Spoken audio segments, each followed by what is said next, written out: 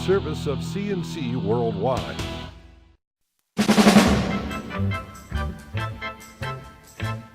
The Daily is a service of CNC News and Jib Jab greetings. I'm Bud Lowell, and your full AccuWeather forecast is right across the top of your CNC local news pages. The Monroe County Legislature is expected to vote Tuesday evening on the future of Monroe Community College in downtown Rochester. Barring any delays for more deliberation, the agenda includes a vote on MCC's preferred site, the disused office buildings at the Kodak headquarters on State Street. MCC wants to move the Damon City campus out of the Sibley building. College officials say there's not enough room in Midtown to expand and too many parking problems. The Kodak land just north of the Inner Loop has 5 buildings that could be renovated for the college and huge parking lots that once served all the workers in those buildings. Wind Development, the new owners of the Sibley building, are making a late pitch to keep the college where it is. They say it could save $18 million versus the move to Kodak. MCC's president and board don't agree. Democrats on the county legislature have introduced a referral that would allow only sworn law enforcement officers to carry guns inside the county office building. Non-law enforcement county employees are already prohibited from carrying guns in any county office, but the current law allows any other citizen with a permit to carry their concealed weapon inside. The Democratic caucus says that's not legal at City Hall or the federal building, so why should it be at the county building? Legislator Kerry Andrews says there's just no reason anybody needs a gun there. Republicans, who hold the majority and set the agenda, didn't outright reject the idea, but Majority Leader Anthony Daniele issued a statement that read, in part, Monroe County has had an effective weapons prohibition in county buildings in place since 1991.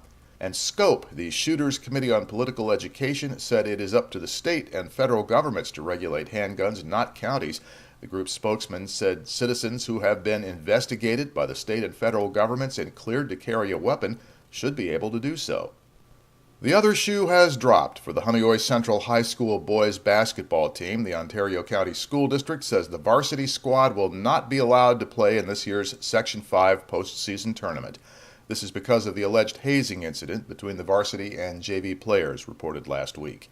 The district suspended the team's remaining regular season games last week, and both coaches submitted their resignations.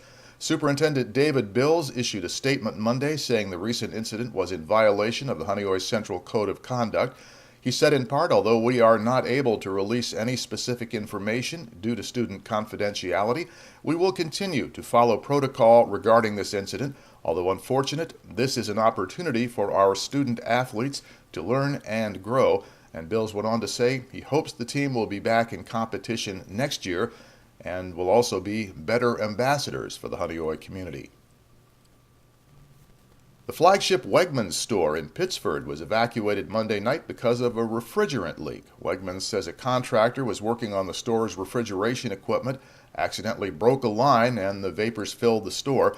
Store officials evacuated shoppers and staff while the leak was sealed off. Firefighters brought in fans to clear the air, but the store was closed for a solid hour. Eastman Kodak now has another month and a half in which to file its bankruptcy reorganization plan. The U.S. District Bankruptcy Court in Manhattan granted the company an extension from February 15th to April 30th, 2013. By that date, Kodak must file its initial reorganization plan, which will spell out what the company will look like and how it will be run. Kodak officials sought the extension in order to work out details of the plan before filing it with the bankruptcy court. The West Arundecoit Board of Education is supporting a deal worked out to move the I-Square project forward. The board says it supports a 25-year property tax reduction deal, the so-called pilot, for the project in the heart of Arundecoit. 2 previous attempts to get a pilot agreement for I-Square stalled. Assemblyman Joe Morelli then called all the parties together last week, and they worked out a deal that the Arundecoit Town Board is expected to vote on next week. West Arundecoit School District residents also voted Monday to dissolve the district's reserve fund. The vote was 801 to 76. The $3.5 million fund was used in the past to pay damage claims made against the district. West Arundecoit officials said the cost of insurance these days makes it a better deal to buy coverage and use that money to help hold down school taxes. Pope Benedict's announced retirement could well mean a delay in naming a new bishop to the Roman Catholic Diocese of Rochester. Bishop Cunningham of Syracuse has been administering the Rochester Diocese since Bishop Matthew Clark hit the mandatory retirement age last year. A bishop's replacement has to come from candidates chosen by the church's congregation of bishops, and then the appointment has to be made by the Pope. To the left of this player window, you'll find links to these and other stories. At the bottom of the page in that gray bar, links you can use to post news and information directly to us. The information you share with us helps dictate what we present to you, so the next news is as it happens, the updates are as necessary. And I'm Bud Lowell, CNC News.